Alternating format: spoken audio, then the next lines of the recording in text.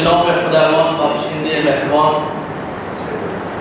اللہ کے نام کے ساتھ جو بے انتہا مہربان نہایت رحم فرمانے والا ہے، درود و سلام تاجدار مدینہ حضرت محمد مصطفیٰ صلی اللہ علیہ وسلم پر۔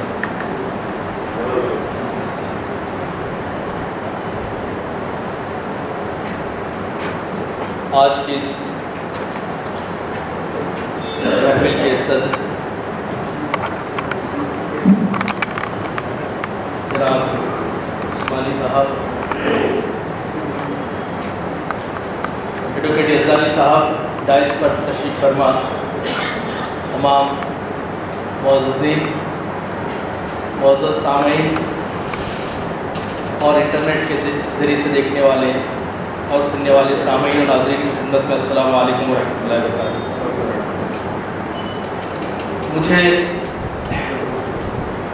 یہ مضمون میں نے آج سے تقریباً 6 سال پہلے محافل عالیہ میں 22 اکتوبر 2013 کو ڈاکٹر علی شریعتی اور اقبال پہ پیش کیا تھا، لیکن اس وقت وہ مکمل نہیں کر سکا تھا، اور آج 6 سال بعد مجھے موقع ملا کہ پھر میں اس بارے میں بات کروں۔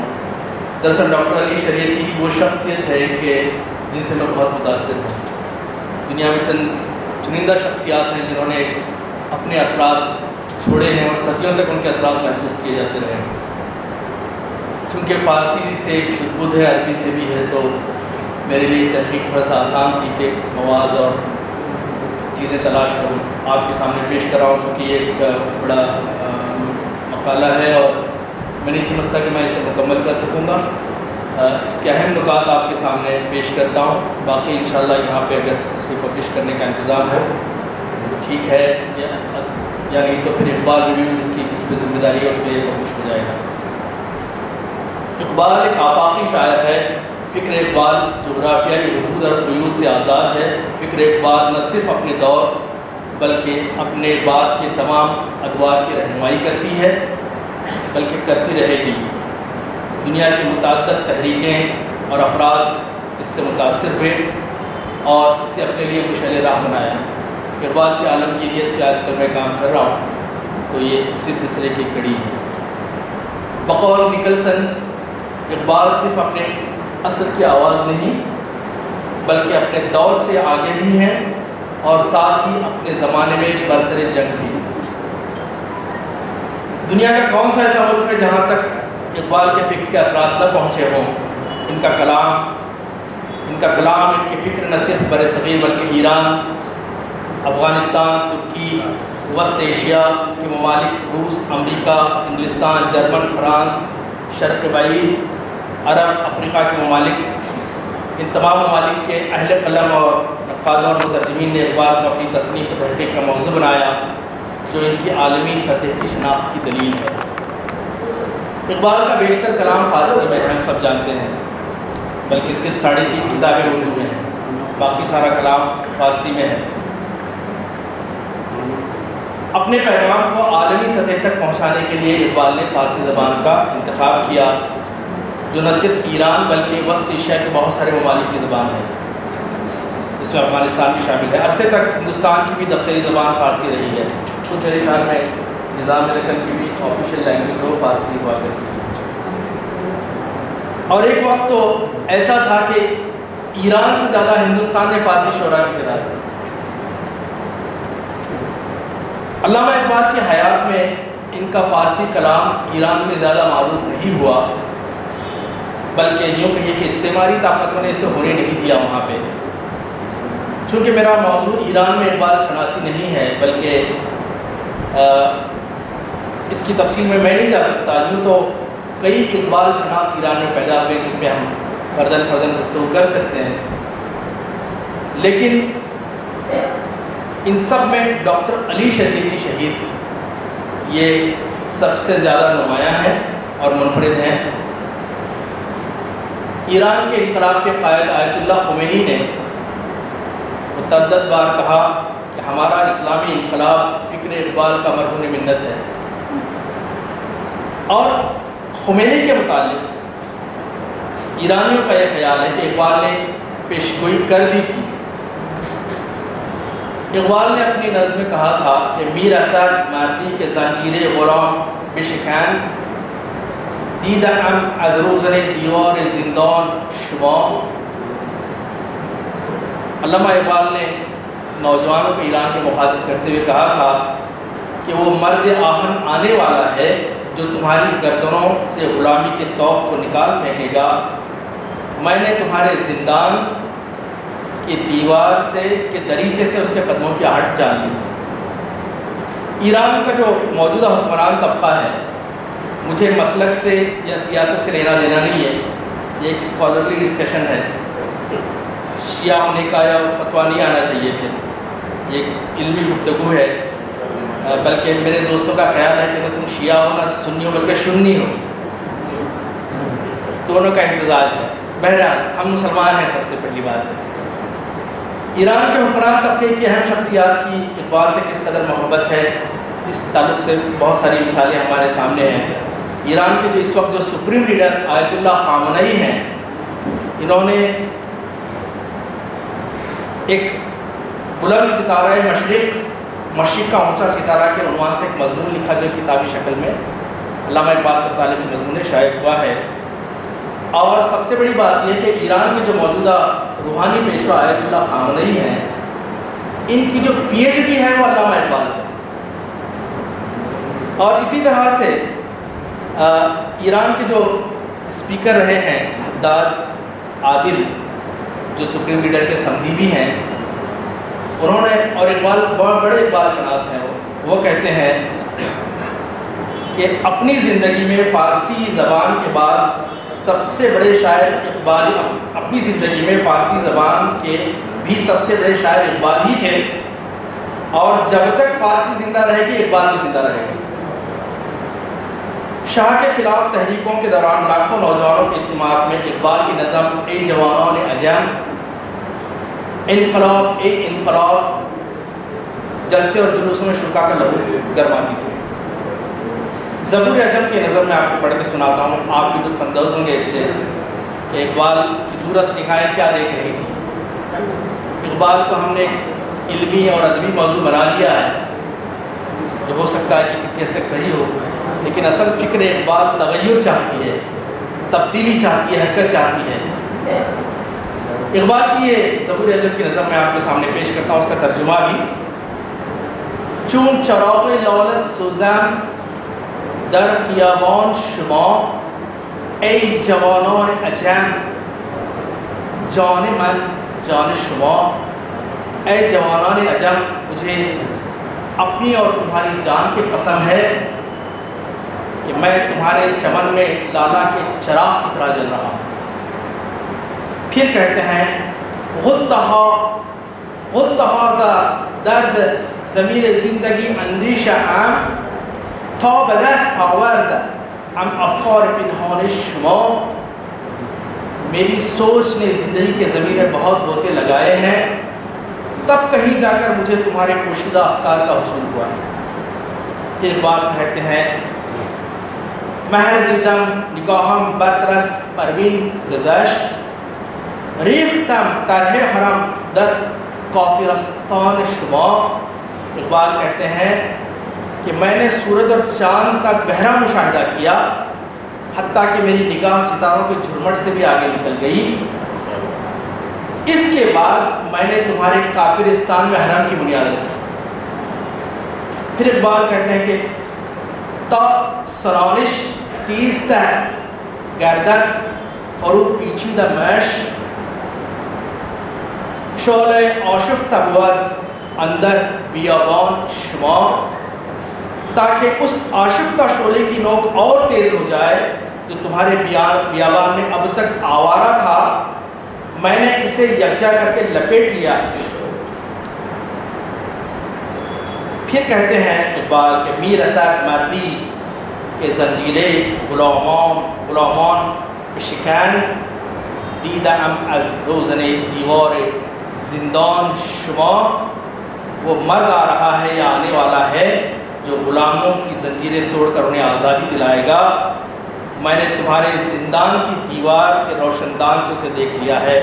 آخر میں اقبال کہتے ہیں حلقہ گرد من زنید ایپی کران آب گل آتشی در سینہ دارم از نیاکان شما. کہتے ہیں کہ اے آب و گل، پانی اور مٹی، اے آب و گل کے بنے ہوئے لوگوں، آؤ میرے ارد گرد حلقہ بناؤ. میرے سینے میں جو آگ جل رہی ہے میں نے تمہارے اجداد سے ہی لی.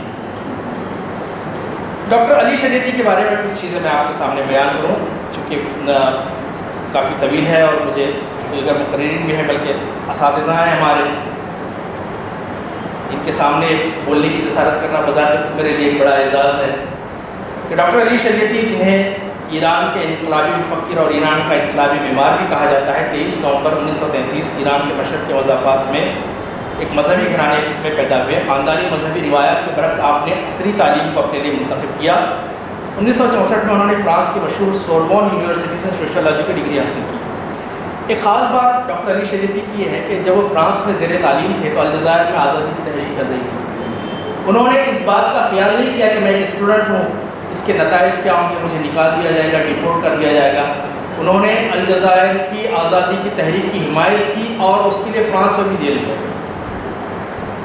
اور پھر وہاں سے سوشیولوجی کی ڈگری حاصل کر کے وطن واپس آئے اور مشہد یونیورسٹی میں منسلک ہو گئے.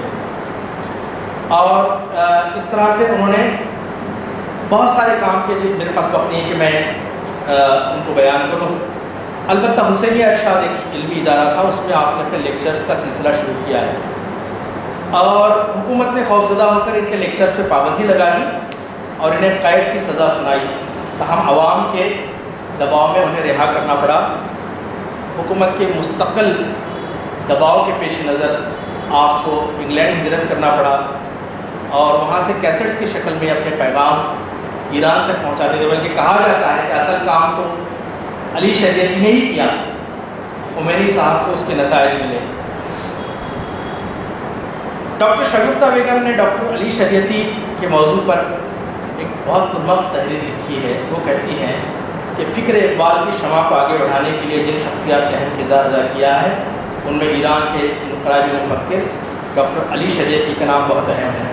اقبال اور علی شریعتی کے افکار میں حیرت انگیز طور پر مماثلت ہے. اس میں شک نہیں کہ علی شریعتی نے فکر اقبال پر غور و خوض کرنے کے بعد اس کے اثر کو قبول کیا.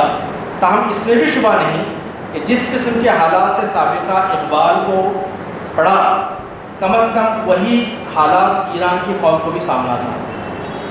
ایرانی نوجوان نسل یورپی تہذیب کی چمک دمک کے سامنے اپنی نظریاتی اسلامی تشخص کھو چکی تھی. جس طرح اقبال نے اپنی فکر کو مضبوط مذہبی اور فلسفیانہ بنیادوں پر استوار کیا، اسی طرح علی شریعتی نے بھی اپنی فکر کی بنیاد اسلام کو ہی قرار دیا. جدید فلسفیانہ رجحانات کے پیش نظر انہوں نے عمرانی مسائل پر بڑے حکیمانہ انداز میں روشنی ڈالی اور اقبال کے تتبع میں اپنی قوم کے اندر صحیح اسلامی سیاسی ملی شعور بیدار کرنے میں کامیاب ہو گئے.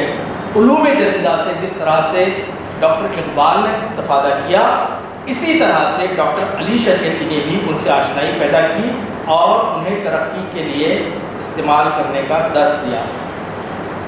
ڈاکٹر علی شریعتی اقبال سے بہت متاثر تھے، جیسے کہ میں نے ابھی آپ کے سامنے کہا. انہیں اپنا فکری رہنما مانتے تھے. انہوں نے افکار اقبال کا بذات خود مطالعہ کیا، پھر انہیں اپنے انقلابی تقاریر کے ذریعہ عوام تک منتقل کیا. فکر اقبال کو نہ صرف ایرانی قارئین نے خوش آمدید کہا بلکہ ایرانی مفکرین کا یقین ہے کہ اسلامی انقلاب جو ایران میں آیا اس کی بنیادی دراصل فکر اقبال ہی ہے.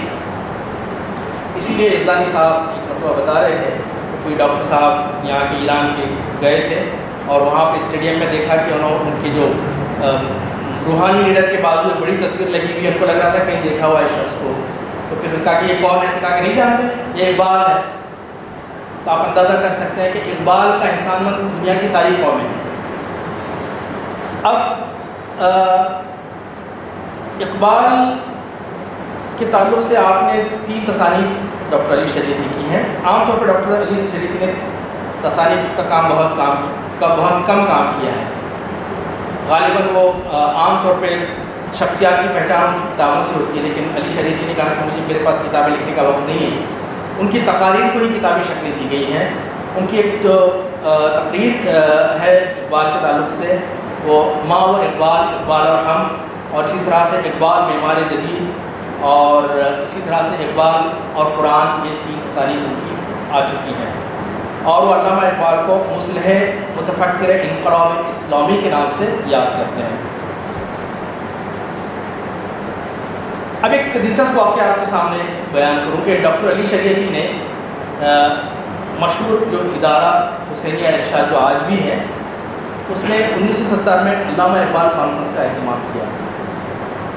اب شریعتی نے جب اس کو ایڈورٹائز کیا، لوگوں کو بتایا کہ اقبال کانفرنس ہونے جا رہی ہے، تو ایک شیعہ عالم یا عالم جس کا لباس پہنے ہوئے تھے وہ آئے اور انہوں نے کہا کہ اقبال تو اہل بیت کا دشمن ہے، اقبال تو اہل بیت کا دشمن ہے، آپ ایسے زندگی کو کیوں آسمان پر چڑھا رہے ہیں؟ اور پھر انہوں نے جو شعر پیش کیے، کہا کہ جعفر از بنگال و صادق از دکن، ننگ آدم ننگ دی ننگ وطن، کہا کہ دیکھیں اس میں امام جعفر صادق کا نام ہے جعفر۔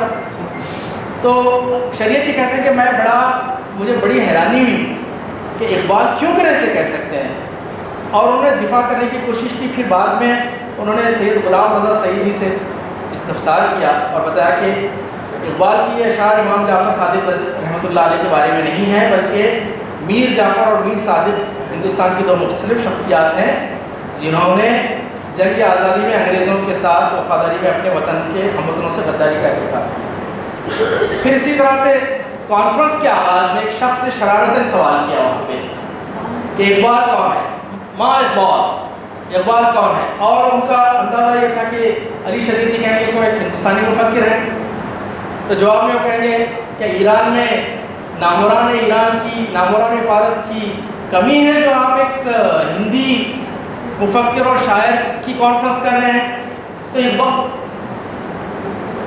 علی شریعتی نے اس وقت جو تاریخی جملہ کہا تھا وہ سنہرے حرفوں میں لکھے جانے کے قابل ہے۔ علی شریعتی نے کہا تھا اقبال اسلام کی 1400 سالہ تاریخ کا نچوڑ۔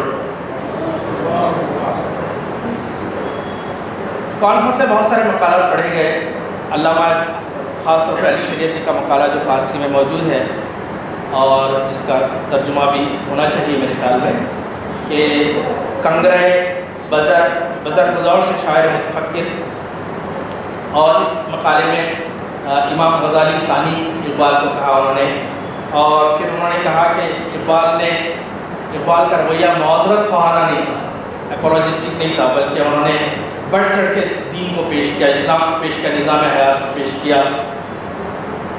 اقبال اور شریعتی کے فکری ادارے ایک ہی رخ پہ بہتے ہیں، ان کے پیش نظر مسلمانوں کی ترقی و خوشحالی ہے، چاہے وہ تعلیمی میدان ہو، صنعتی میدان ہو، وہ اپنی سوئی ہوئی قوم کو جھنجھوڑ کر بیدار کرنا چاہتے ہیں اور ان کو ان کا شاندار ماضی یاد دلاتے ہیں۔ اس ضمن میں یہاں وہ بحثیت مسلمان ان کی شناخت کرواتے ہیں اور کہتے ہیں کہ اسلام ان کا دین ہے، اور اپنے فکر کی ٹھان اسلام سے ہی اٹھاتے ہیں۔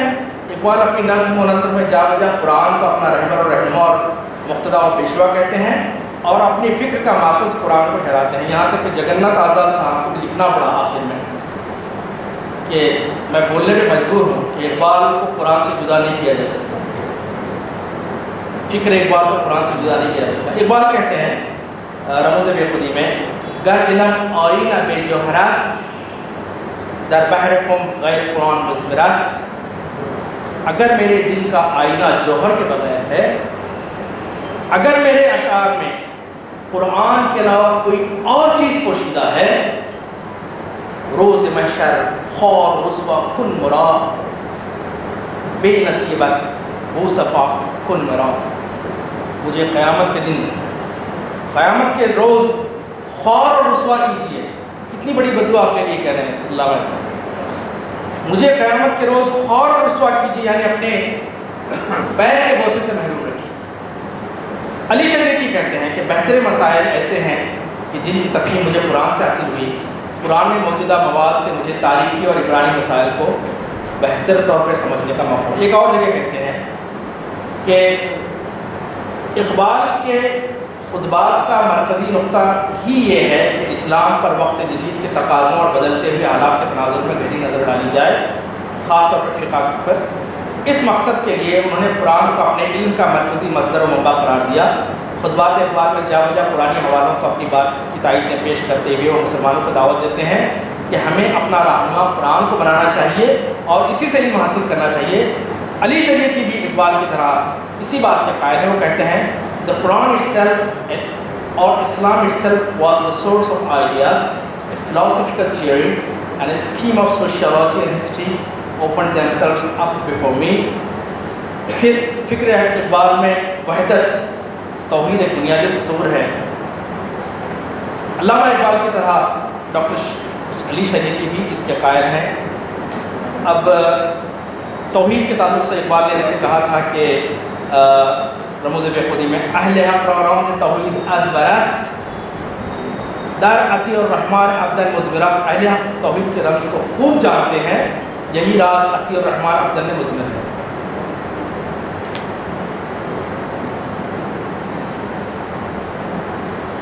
اقبال اور علی شریعتی کا دونوں کا بڑا کارنامہ یہ ہے کہ انہوں نے اسلام کو ایک مکمل ضابطۂ حیات کے طور پر دنیا کے سامنے پیش کیا۔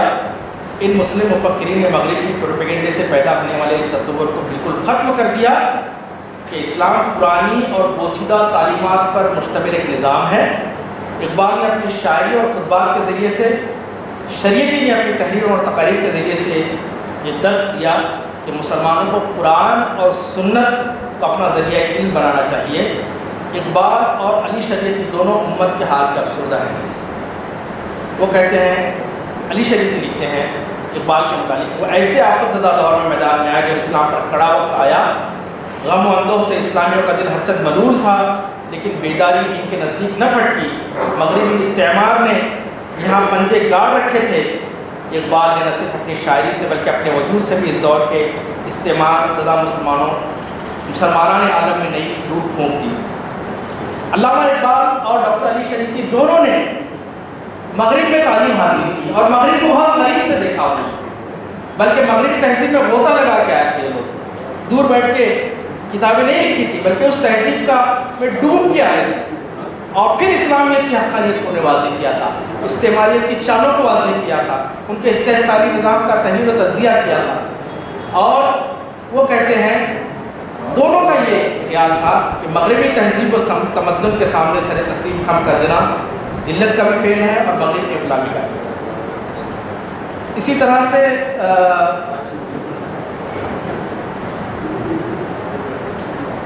جی میں آخر میں علی شریعتی کی تقریر کی کچھ ان کی جو کتابت تھی اس کو میں ایک تقریر کا ترجمہ یاد کرنے کی کوشش کی ہے۔ آپ دیکھیے کہ ڈاکٹر علی شریعتی کے ایک پرجوش اور ولولہ انگیز مقرر تھے۔ ان کی تقاریر فکر اقبال کا مظہر تھی۔ جب وہ بولنے پہ آتے تو مخالفین بھی سننے اور سر دھننے پر مجبور ہو جاتے۔ ہر مکتب فکر کے لوگ ٹوٹ ٹوٹ پڑتے۔ ذرا دیکھیے اپنی تقریر میں عام لوگوں کو کیسے مذہب سمجھا رہے ہیں۔ دوستو، میں علی شریعتی بن محمد تقی شریعتی حیران کہ مذہب کے نام پر تم کن بھول بھلیوں میں گم؟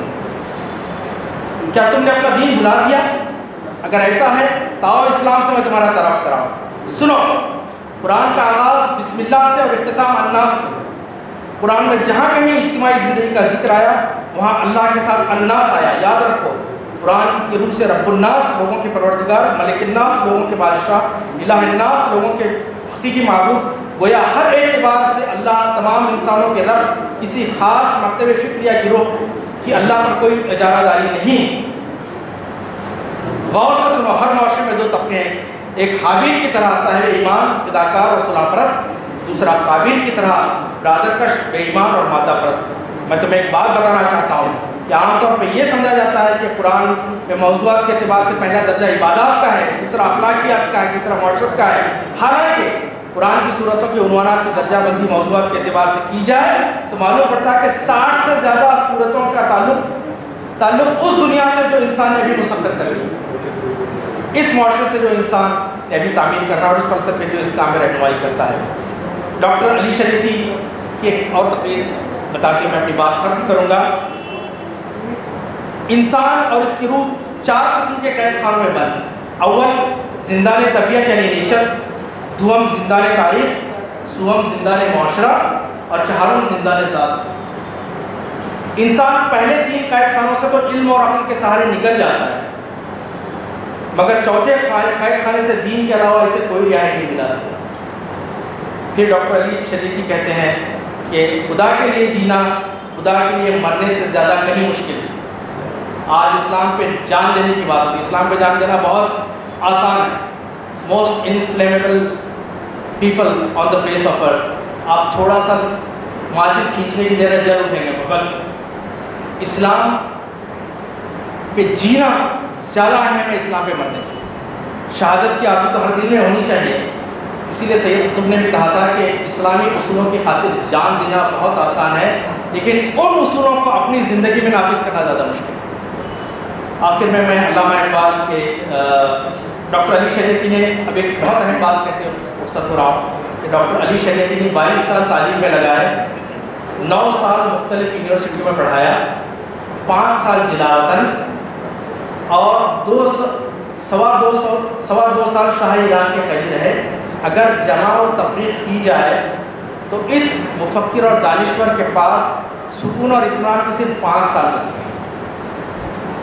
لیکن دیکھا جائے تو اس مختصر مدت میں انہوں نے اپنی قوم کے لیے جو کیا وہ 100 سال میں بھی نہیں کیا جا سکتا. تو یہ ہمارے لیے بڑا اہم رول ہے. آج جو ہم قسم کرسی مظلومیت کا رونا روتے ہیں، جس قوم کے پاس قرآن جیسی انقلابی کتاب ہو وہ مظلومیت کا رونا نہیں روتی. یا تو پھر ہمارا پاس کوئی دوسرا قرآن ہے جس پہ عمل کرتے ہیں. یہ قرآن آپ کو مجبور، محکوم اور مظلوم ہونے نہیں دیتا. آخر میں علامہ اقبال میں دعا کرتا ہوں کہ اللہ تعالیٰ ان دونوں حضرات کی قبروں کو نور سے بھر دے اور ان کے افکار پہ ہمیں چلنے کی توفیق عطا فرمائے.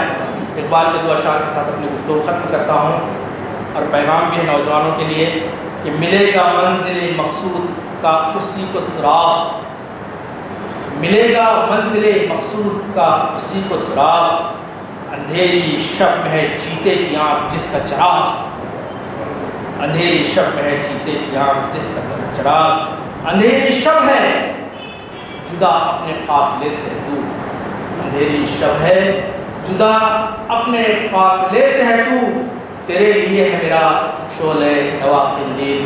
شکریہ. السلام علیکم و رحمۃ اللہ.